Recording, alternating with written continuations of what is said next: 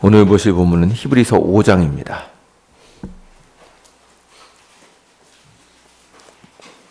히브리서 5장 11절부터 14절까지의 말씀입니다. 히브리서 5장 11절부터 14절입니다.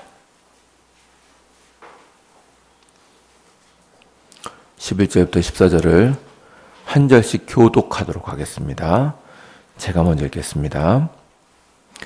멜기세덱에 관하여는 우리가 할 말이 많으나 너희가 듣는 것이 두나무로 설명하기 어려우니라.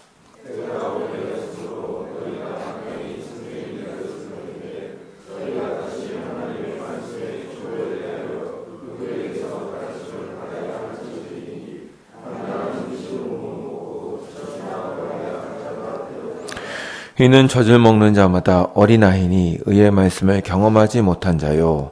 단단한 음식은 장성한 자의 것이니 그들은 지각을 사용함으로 연단을 받아 선악을 분별하는 자들이니라. 아멘.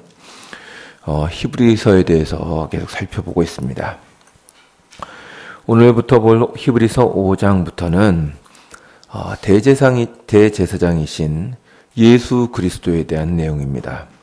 이 내용은 히브리서 10장까지 계속되고 있습니다. 이제 5장부터 10장, 이제 히브리서에 중심되는 내용이 대제사장이신 예수 그리스도에 대한 가르침입니다. 이 대제사장에 대한 내용은 정확히 말씀드리면 이 앞에 4장 14절부터 시작되고 있습니다. 제가 4장 14절을 한번 읽겠습니다. 한번 보십시오. 그러므로 우리에게 큰 대제사장이 계시니 승천하시니 곧 하나님의 아들 예수시라. 우리가 믿는 도리를 굳게 잡을지어다. 아멘.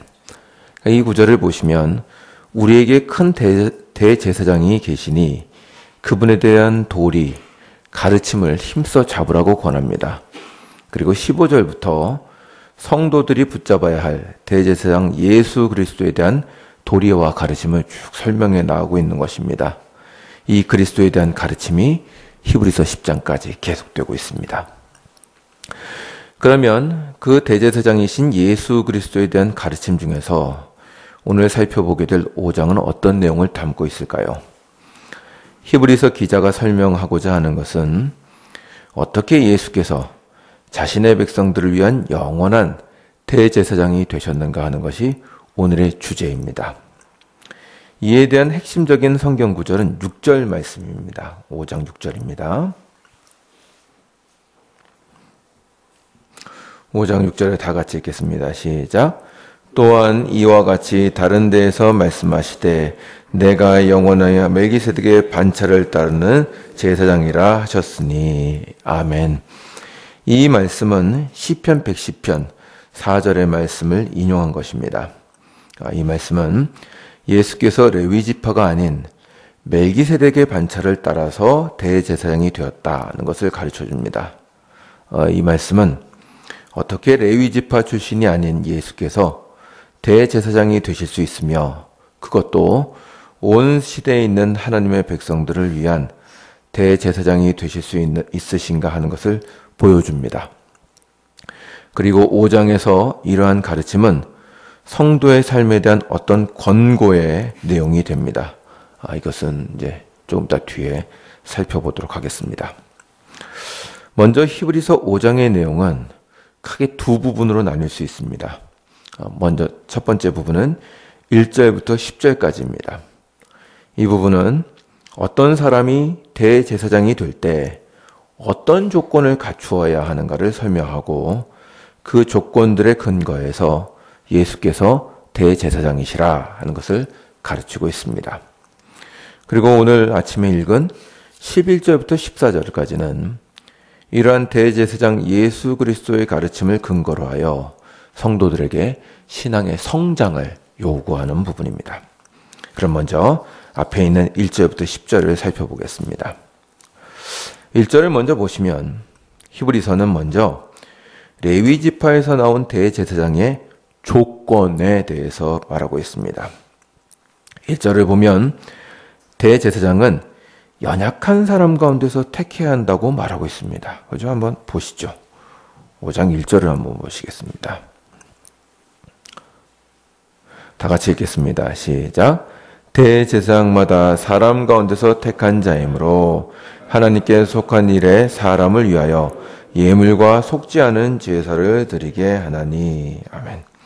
여기 보시면 대제사장은 꼭 사람 가운데서 택해야 된다라고 얘기합니다. 여기서 이제 사람 가운데 택해야 된다는 얘기는 그 2절을 연결시켜서 볼 때 연약한 사람이어야 된다. 그러니까 사람은 곧 연약함을 지고 있는 사람인데 그 연약한 사람이어야 된다는 것입니다. 참 이상합니다. 대제사장에게 왜 연약함이 필요한가? 2절을 보시면 왜냐하면 그가 위에서 제사를 드리는 죄인들을 용납하고 관용을 보일 수 있어야 하기 때문이라고 합니다. 대제사장은 단순히 기계적으로 제사를 드리는 자가 아니라 자신이 제사를 드려주는 죄인들의 고통과 슬픔을 안고 함께 하나님 앞에 나아가는 중보자여야 한다는 것입니다. 이러한 조건이 대제사장에게 중요합니다. 그러나 반대로 이렇게 대제사장이 조건이 되는 연약함은 또 다른 어떤 문제를 가지고 오게 됩니다. 그것은 대제사장이 다른 사람을 위해서 제물을 드리기 전에 자신의 연약함과 부패함을 위해서 먼저 제사를 드려야 한다는 사실이 있습니다. 바로 이것이 3절에 있는 내용입니다. 한번 보시죠. 5장 3절을 읽겠습니다. 한번 보십시오. 그러므로 백성을 위하여 속죄제를 드림과 같이 또한 자신을 위하여도 드리는 것이 마땅하니라. 아멘. 그러니까 레위기 16장에 보면 대제사장은 백성들을 위한 사역을 하기 전에 먼저 자기 자신을 위해서 제사를 드릴 것을 명하고 있습니다. 이 짧은 구절은 대제사장의 묘한 위치를 보여줍니다. 대제사장은 다른 백성들과 공감하며 고통을 함께 하기 위해서는 연약함을 가진 사람이어야 합니다. 그러니까 천사가 대신해 줄 수는 없는 것입니다. 그러나 이것이 동시에 또한 대제사장의 약점이 됩니다. 항상 누구보다도 자신을 위해서 제사를 드려야 하는 것입니다. 대제사장이 실수로 자신을 잘 관리하지 않는다면 그의 제사는 문제가 생기게 될 것입니다. 이제 이것은 지금 언뜻 던져놓고 지나가는데 나중에 왜 예수가 우리의 제사장이 되셔야 하는가에 대한 다 근거와 이유가 되는 것입니다. 여하간 계속해서 4절은 이러한 대제사장은 사람이 자격을 갖추어 되는 것이 아니라 하나님으로부터 부르심을 받아야 한다는 것을 설명합니다. 4절을 한번 보시겠습니다. 4절을 다 같이 한번 읽겠습니다. 시작. 이 존귀는 아무도 스스로 취하지 못하고 오직 아론과 같이 하나님의 부르심을 받은 자라야 할 것이니라. 아멘. 그러니까 이 대제사장이 되는 존귀함은 스스로 취하는 것이 아니라 하나님의 부르심을 받은 자만이 할 수 있다는 것입니다. 레위 지파 중에서도 아론 자손이 제사장의 직무를 수행하게 된 것은 아론이 어떤 특별한 사람이기 때문이 아닙니다. 그가 하나님의 부르심을 받았기 때문입니다. 대제사장이 백성들을 위해서 제사를 드릴 수 있는 것은 그가 어떤 존엄이나 도덕성을 가졌기 때문이 아니라 하나님부터 부르심을 받았기 때문이라는 것입니다. 이것은 우리가 한번 생각해 볼 문제입니다. 아마 여러분 여기 있는 분들 중엔 직분을 가지신 분들이 많을 것입니다. 우리가 가진 직분에도 적용될 수 있습니다. 우리가 어떤 직분을 맡는 것은 다른 사람들보다 우월하기 때문이 아닙니다. 이유는 모르지만 하나님이 우리를 부르셨기 때문입니다. 이 사실을 잊지 말아야 합니다. 여하간 여기서 기억해야 할 것은 이러한 제사장의 연약함과 부르심에 대한 이 설명들이 예수 그리스도의 대제사장직과 연결된다는 것입니다. 그것이 5장 5절부터 10절까지의 내용입니다. 바로 예수께서 대제사장이 되신 것은 하나님께서 그를 그 직분으로 부르셨기 때문입니다. 한번 5장 5절을 보시겠습니다.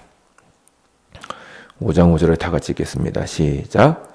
또한 이와 같이 그리스도께서 대제사장 되심도 스스로 영광을 취하심이 아니요 오직 말씀하신 이가 그에게 이르시되 너는 내 아들이니 내가 오늘 너를 낳았다 하셨고. 아멘.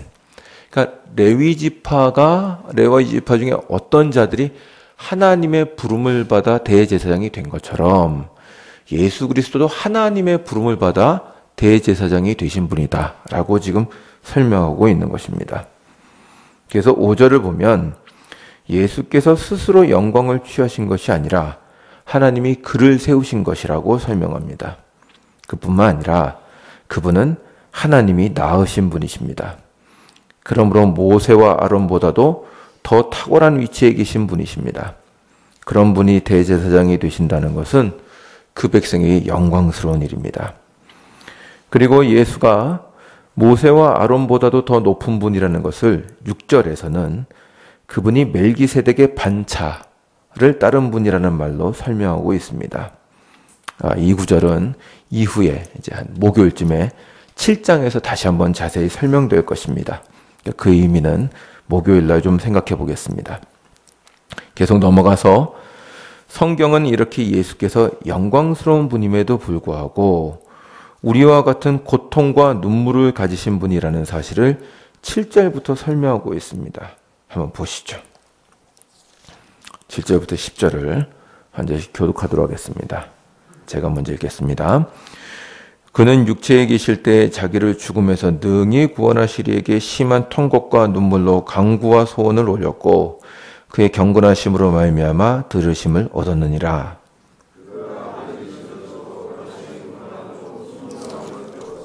온전하게 되셨은즉 자기에게 순종하는 모든 자에게 영원한 구원의 근원이 되시고 멜기세덱의 반차를 따른 대제사장이라 칭하심을 받으셨느니라. 아멘. 이렇게 예수께서도 고통과 눈물로 소원을 올렸다는 이 구절은 바로 아까 말씀을 드린 5장 1절부터 2절까지의 내용과의 설명의 대칭이 되는 부분입니다.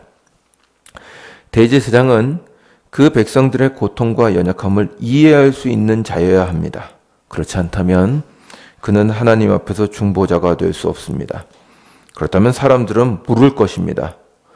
예수가 하나님의 아들이라면 그가 과연 우리의 고통과 눈물을 이해할 수 있겠는가? 하늘에 계신 분이 어떻게 우리의 고통과 눈물을 알아서 중보자가 될 수 있다는 말인가?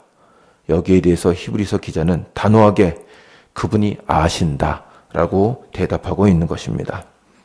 그분도 심한 통곡과 눈물로써 간구를 올렸고 아들이시지만 고난으로 순종하심을 배웠다고 말합니다. 그러므로 예수께서도 누구보다도 레위 지파를 넘어서서 대제사장의 자격을 가지고 계시며 역할을 가지고 계셨다는 것이 5장 5절부터 10절까지의 말씀입니다. 그리고 이 다음에 5장 11절부터 6장 12절까지는 이 말씀을 듣고 있는 성도들을 향한 권면입니다. 이제 오늘은 5장까지만 보겠습니다만 그 내용을 보시면 6장 12절까지가 쭉 같은 내용입니다.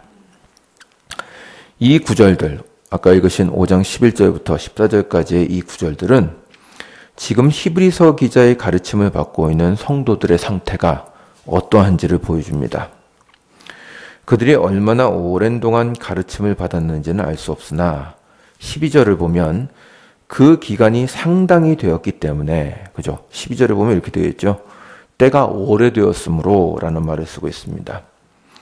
이미 상당한 부분을 가르침을 받았기 때문에 이미 선생이 되어 있어야 한다고 얘기합니다. 그러나 그들은 충분히 성장하지 못했기 때문에 다시 기초부터 배워야 되는 상태가 되었습니다. 그렇다면 12절에서 말하는 단단한 음식이란 것이 무엇이냐? 12절 보시면 이렇게 되어 있죠. 제가 읽어보겠습니다. 때가 오래되었으므로 너희가 마땅히 선생이 되었을 터인데 너희가 다시 하나님의 말씀에 초보에 대하여 누구에게서 가르침을 받아야 할 처지가 되었으니 단단한 음식은 못 먹고 젖이나 먹어야 할 자가 되었도다 라고 얘기합니다. 그러니까 이제 단단한 음식은 먹을 수준이 되어야 한다는 겁니다. 그럼 단단한 음식이란 무엇인가? 이것은 1차적으로 예수에 대한 고차원적인 이해를 생각할 수 있을 것입니다. 왜냐하면 11절을 보시면 우리가 멜기세덱에 대하여 할 말이 많은데 너희들이 이해를 못할 거다라고 하기 때문에 여기서 말하는 단단한 음식은 예수에 대한 더 깊은 이해를 생각할 수 있을 것입니다. 그러나 쭉 보시다 보면 이것은 단순히 지식을 말하는 것이 아니라는 사실을 알 수 있습니다. 13절을 보시면 이 단단한 음식을 의의 말씀이라고 말하고 있습니다. 의의 말씀이라는 것은 성도가 삶으로써 하나님의 의를 드러내도록 하는 말씀이라는 의미입니다. 그러니까 이 구절이 가르쳐주는 것은 히브리서를 받는 성도들이 단순히 성경 지식이 부족하다는 것을 지적하는 것일 뿐만 아니라 그들의 삶이 말씀을 따른 삶이 아니라는 것을 지적하고 있는 것입니다. 그래서 히브리서 기자는 14절에서 이 단단한 음식을 먹을 수 있는 장성한 자를 다음과 같이 정리합니다. 그들은 연단을 받는 자들입니다. 연단을 받는다는 것은 오랜 경험을 가지고 있다는 것입니다. 그래서 연단을 받아, 경험을 받아 삶 속에서 선과 악을 구별할 수 있는 자들이 장성한 자들이라 이렇게 설명합니다.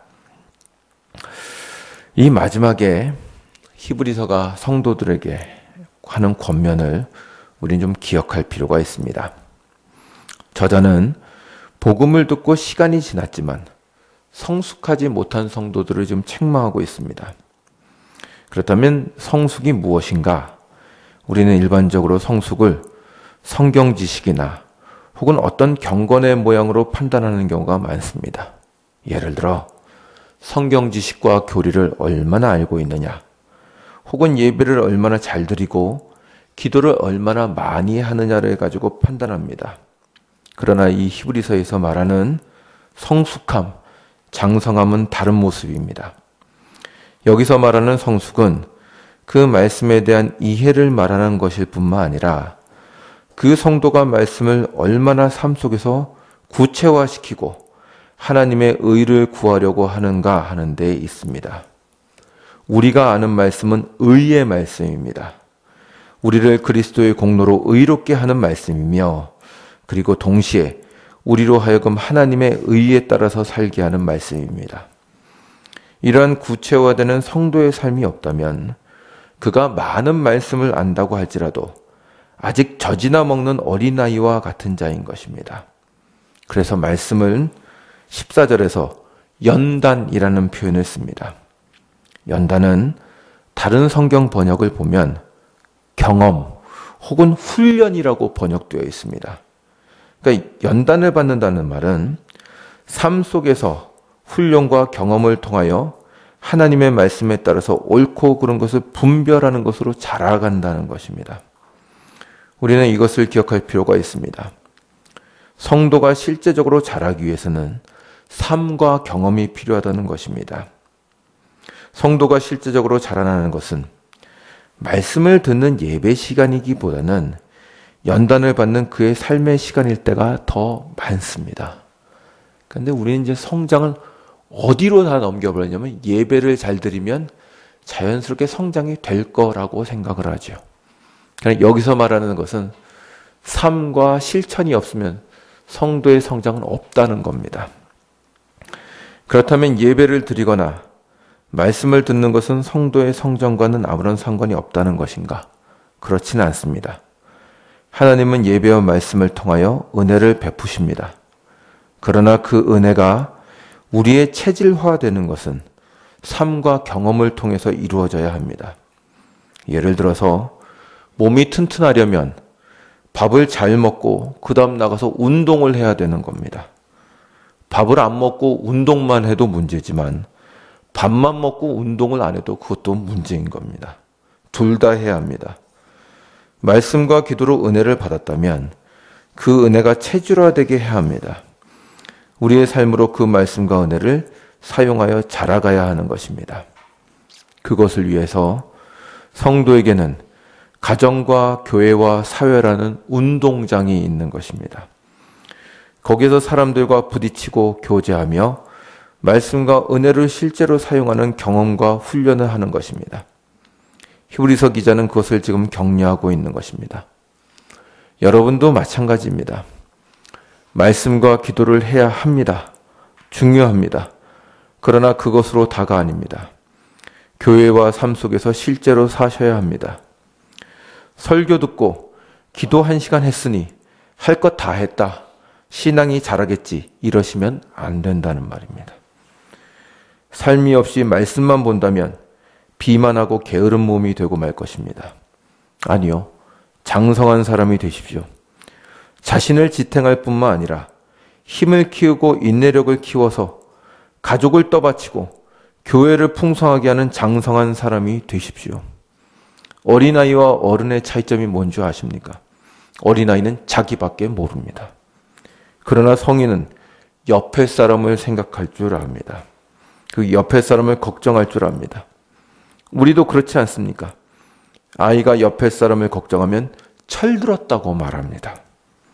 신앙에 철이 드십시오. 그것이 바로 성장입니다. 그러면 여러분은 그렇게 말씀하실 것입니다. 목사님, 맞습니다.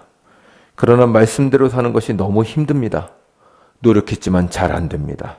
맞습니다. 힘듭니다. 그리고 그렇게 살려고 하다가 실패하고 낭망할 수도 있습니다. 반드시 그러실 때가 올 것입니다. 우리는 부족하기 때문입니다.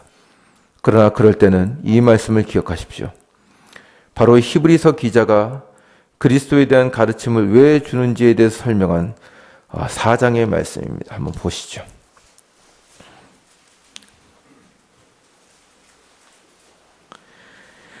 히브리서 4장 14절부터 16절의 말씀입니다. 다 같이 읽겠습니다. 시작. 그러므로 우리에게 큰 대제사장이 계시니 승천하시니 곧 하나님의 아들 예수시라. 우리가 믿는 도리를 굳게 잡을지어다. 우리에게 있는 대제사장은 우리의 연약함을 동정하지 못하실 리가 아니요 모든 일에 우리와 똑같이 시험을 받으신 이로되 죄는 없으시니라. 그러므로 우리는 긍휼하심을 받고 때를 따라 돕는 은혜를 얻기 위하여 은혜의 보좌 앞에 담대히 나아갈 것이니라. 아멘. 우리가 실패할 때마다 다시 우리의 대제사장이신 그리스도께로 가시면 됩니다. 그래서 그분의 긍휼과 은혜를 입고 다시 일어서십시오. 히브리서 기자는 그렇게 그 당시의 성도들과 우리들을 격려하고 있는 것입니다. 너희를 위한 대제사장이 계신다. 그러니 그분을 바라보며 뒤로 물러서지 말고 앞으로 가라. 그분이 너희 삶 가운데 함께 하실 것이다. 라는 것입니다. 그러한 여러분의 하루가 되시기를 주님의 이름으로 축원합니다. 기도하시겠습니다.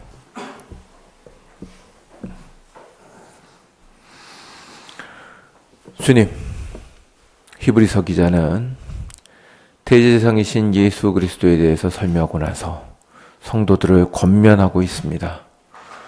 이러한 대제사장이 너희의 구주가 되셨으니 너희가 장성한 자가 되라고 권면합니다.